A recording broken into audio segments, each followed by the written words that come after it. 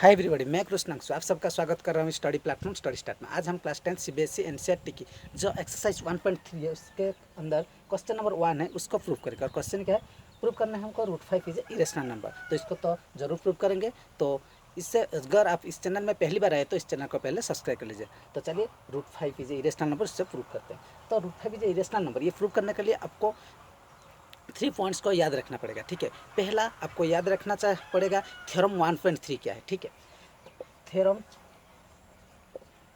1.3 और एक rational number क्या है और इरेशनल नंबर क्या है। तो थ्योरम 1.3 क्या कहती है? थ्योरम 1.3 कहती है कि अगर आप ए स्क्वायर को पी डिवाइड कर रहा है तो ए को भी पी डिवाइड करेगा। बहुत सिंपल सी बात है। अगर देखिए 9 को 3 डिवाइड कर रहा है तो 9 क्या है, 3 इंटू 3। तो 9 का अगर 3 डिवाइड कर रहा है तो 3 को भी 3 डिवाइड करेगा। तो वही बात है, अगर 25 को 5 डिवाइड कर रहा है तो 5 को भी 5 डिवाइड करेगा। वही बात कहती है थ्योरम 1.3। ठीक है, और रेशनल नंबर क्या है? कोई भी नंबर जिसको आप फ्रैक्शन में लिख सकते हैं, जैसे कि p/q फॉर्म में लिख सकते हैं, उसको हम रेशनल नंबर कहते हैं। जैसे कि मैं कहूँ अगर 2/3 इज ए रेशनल नंबर। ठीक है, अगर मैं कहूँ 2/0 is not a rational number, मतलब q is not equal to 0। आप डिनोमिनेटर को 0 नहीं ले सकते। ठीक है, उसको हम रेशनल नंबर कहते हैं। और इरेशनल नंबर क्या है? इसका जस्ट ऑपोजिट है इरेशनल नंबर, जिसको आप p/q फॉर्म में नहीं लिख सकते हैं, उसको हम इरेशनल नंबर कहते हैं। और एक इरेशनल नंबर का डेफिनेशन क्या है? कोई भी नंबर जो नॉन टर्मिनेटिंग और नॉन रिपीटिंग, उसको हम इरेशनल नंबर कहते हैं। मतलब एक एग्जांपल के थोड़ा समझते हैं, 0 1 3 4 5 6 7 ऐसे ही ये रिपीट नहीं हो रहा है नंबर या टर्मिनेट समाप्त भी नहीं हो रहा है, तो इसको हम क्या कहेंगे? Irrational number. ये तो सब मैंने आपको रियल नंबर के अंदर बता चुका हूँ। तो चलिए √5 इज इरेशनल नंबर प्रूव कर लेते हैं। ठीक है, जब भी इस प्रकार का क्वेश्चन आए तो हम क्या करते हैं, इसका जस्ट ऑपोजिट मान लेते हैं। अगर √5 को इरेशनल नंबर प्रूव करना है तो हम इसका जस्ट ऑपोजिट मान लेंगे, मतलब इसको रेशनल नंबर मान लेंगे। तो चलिए मैं मान लेता हूँ, लेट अस अस्यूम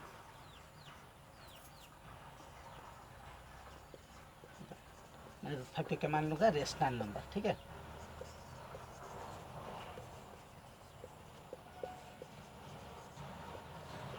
अगर √5 को मैंने रेशनल नंबर मान लिया तो क्या कर सकता हूँ, मैं इसको p/q फॉर्म में लिख सकता हूँ। नाउ √5 को मैंने p/q फॉर्म में लिख सकता हूँ, क्योंकि कोई भी रेशनल नंबर को हम p/q फॉर्म में लिख सकते हैं। अगर p/q फॉर्म में लिखूँ तो p एंड q क्या है? Integers, q are integers. ठीक है, यार q is not equal to 0, denominator का भी 0 नहीं होगा। तो ये आपको समझ में आ गया। ठीक है, तो चलिए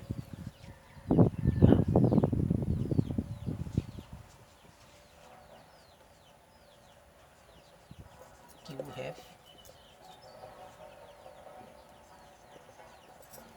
कॉमन फैक्टर अदर देन 1।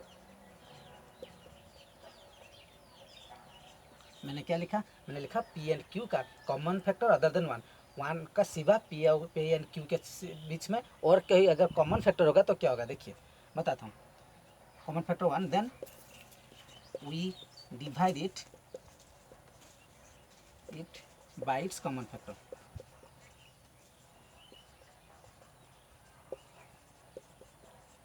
देखिए मैंने क्या बताया कि p एंड q के बीच में 1 के सिवा और कोई एक कॉमन फैक्टर, और इस कॉमन फैक्टर को हम p में और q में डिवाइड करते हैं तो कौन कैसे नंबर आएगी? देखिए अगर एक नंबर मैं मान लेता हूँ, मानिए, ठीक है, मैं कहता हूँ कि 4/8। ठीक है, 4/8 में 1 के सिवा क्या कॉमन आएगी?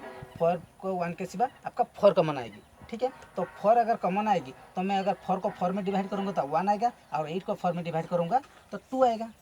ठीक है ना, बट डायरेक्ट आपको भी ऐसे 4 को अगर 8 में डिवाइड करें तो 1 आ जाएगा। 1 एंड 2 क्या है? 1 एंड 2 को हम क्या मान सकते हैं?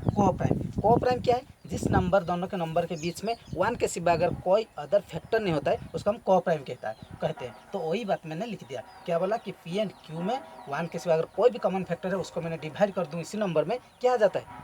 को प्राइम नंबर आ जाता है। तो मैंने p एंड q को इस कॉमन फैक्टर में डिवाइड कर दिया तो एक ये को प्राइम में अब कन्वर्ट हो गया। तो इसको मैं को प्राइम में लिख देता हूँ। ठीक है, अब इसको मिटा रहा हूँ, इधर ही लिख देता हूँ। ठीक है, तो √5, तो ए मैंने p q को मैं, ये तो ज्ञात राशि नहीं अज्ञात राशि है तो इसी अज्ञात नंबर ही लेंगे। तो p एंड q को मैंने डिवाइड किया तो a/b लिख सकता हूँ, m/n लिख सकता हूँ, जो भी लिखूँ, लेकिन ये दोनों नंबर क्या आ जाएगी? को प्राइम नंबर आ जाएगी। ठीक है,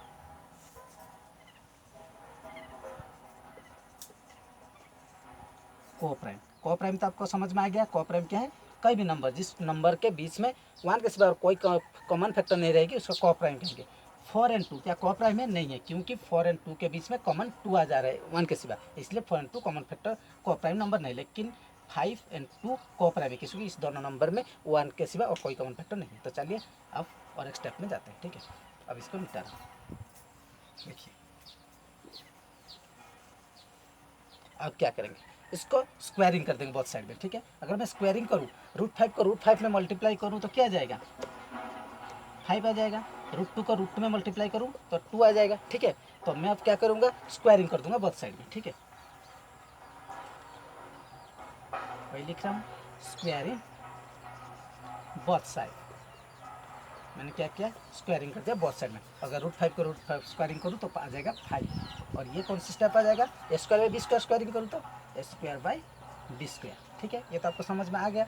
अब क्या हो जाएगा, देखिए अगर मैं इसको इस साइड में क्या है डिवाइड है, इस साइड में आ जाएगा मल्टीप्लिकेशन हो जाएगा, मतलब 5b स्क्वायर हो जाएगा और ये स्क्वायर हो जाएगा। ठीक है, अब देखिए अब मैं इसको भी इस प्रकार का लिख सकता हूँ, 5 को इस साइड में ला सकता हूँ, तो इसको मैं इस प्रकार का लिख सकता हूँ ए स्क्वायर बाई 5, और इसको मैंने पहला पॉइंट ले लिया। ठीक है, इसमें आपको क्या दिख रहा है, बी स्क्वायर इसका स्क्वायर बाई 5, इसमें क्या दिख रहा है आपको, देखिए समझने की कोशिश कीजिए। इधर आपने देख रहे हैं कि स्क्वायर को 5 डिवाइड करें, मैं वही बात लिखूँगा, 5 डिवाइड करें किसको, स्क्वायर को, 5 डिवाइड्स स्क्वायर। अगर 5 डिवाइड कर रहा है स्क्वायर को, इसका मतलब क्या है, ए को भी 5 डिवाइड करेगा, डिवाइड्स ए। क्यों, हमने थ्योरम 1.3 में पढ़ाया था, क्योंकि स्क्वायर को अगर पी डिवाइड करेगा तो ए को भी पी डिवाइड करेगा। कहाँ पढ़े थे, थ्योरम 1.3।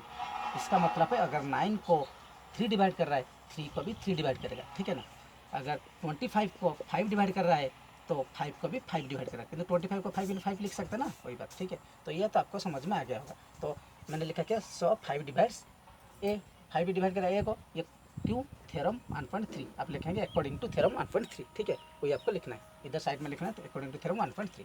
तो आपको मिल गया कि 5 डिवाइड्स करेगा ए को। तो देखिए अब मैं और एक स्टेप जा रहा हूँ। ठीक है, मैं लिख रहा हूँ ए इक्वल टू 5c। मैंने ये सी क्या है, any integers, any integers, integers. क्यों मैंने ये स्टेप लिया, क्योंकि हमने माना था ए एंड बी के बीच में को प्राइम है, ए एंड बी क्या है, को प्राइम है। ए में 1 के सिवा कोई कॉमन फैक्टर नहीं, लेकिन हमने एक फैक्टर 5 पा लिया। ठीक है, 5 अगर डिवाइड करें ए को, मतलब 5 क्या है, फैक्टर है ए का। अब मैंने बी का भी एक फैक्टर दिखाऊंगा, क्योंकि मुझे इसको फर्स्ट प्रूफ करना है, जो मैं आजूम क्या है, अगर वो फॉल्स हो जाएगा तो मेरा √5 इरेशनल नंबर हो जाएगा। ठीक है, तो मैंने ए को 5c ले लिया। ठीक है, अगर ए को मैंने 5c ले लिया तो मैंने इस वैल्यू को कहाँ पुट करूँगा, इक्वेशन 1 में। ठीक है, नाउ इसको मिटा रहा हूँ। ठीक है, मैं नोट किया होगा, देखिए now put the value of A in equation 1। मैंने क्या किया कि ए का वैल्यू को इक्वेशन 1 में पुट कर दिया। इक्वेशन 1 है, तो इक्वेशन 1 है क्या है, बी स्क्वायर, और ए स्क्वायर के प्लेस में क्या पुट करना है हमको, 5c।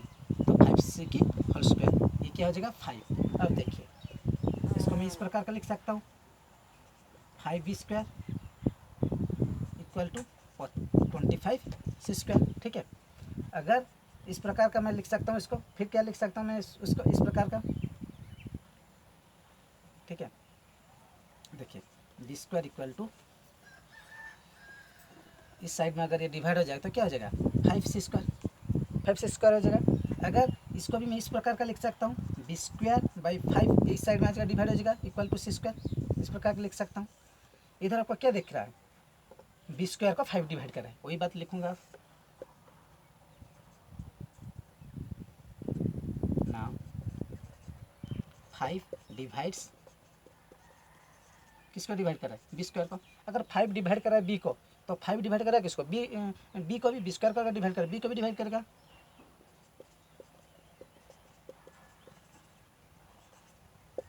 सो 5 डिवाइड बी क्यों, अकॉर्डिंग टू थ्योरम 1.3 के अनुसार। और थ्योरम 1.3 के क्या कहते हैं मैंने बता चुका हूँ, ए स्क्वायर का अगर पी डिवाइड कर रहा है तो ए का भी पी डिवाइड करेगा। ठीक है, ये तो आपको समझ में आ गया होगा। अब देखिए, आपने माना था ए एंड बी के बीच में को प्राइम माना था। को प्राइम मतलब क्या, ए बी के बीच में 1 के सिवा और कोई कॉमन फैक्टर नहीं। लेकिन हम अब देख रहे हैं एक ए में एक ए 5 डिवाइड करे ए को, मतलब ए के अंदर 5 एक क्या है फैक्टर है, और बी के अंदर 1 के सिवा 5 एक फैक्टर है। इसका मतलब हमने जो एज्यूम्पशन किया था वो फॉल्स आ रहा है। ठीक है, तो इसका मतलब क्या है, ऐसे क्यों हो रहा है, अब इसे लिखेंगे।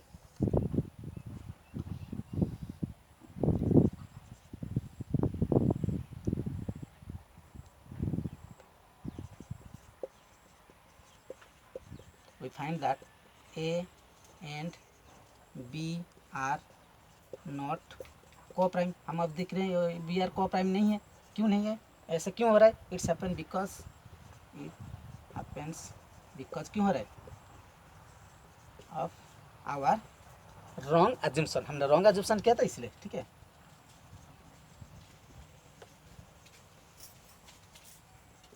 रॉन्ग एज्यूम्पशन, तो हमने रॉन्ग एज्यूम्पशन लिया था, क्या लेते कि √5 इज ए रेशनल नंबर। इसका मतलब क्या हुआ, √5 इज ए इरेशनल नंबर, वही आपको लिखना है। अब लिखेंगे √5 इज ए इरेशनल नंबर। ठीक है, सो √5 is a irrational number, irrational number. उम्मीद है आपको ये जो क्वेश्चन था, थ्योरम था, आपको समझ में आ गया होगा। आया है तो लाइक शेयर एंड सब्सक्राइब कर दीजिए। Thank you.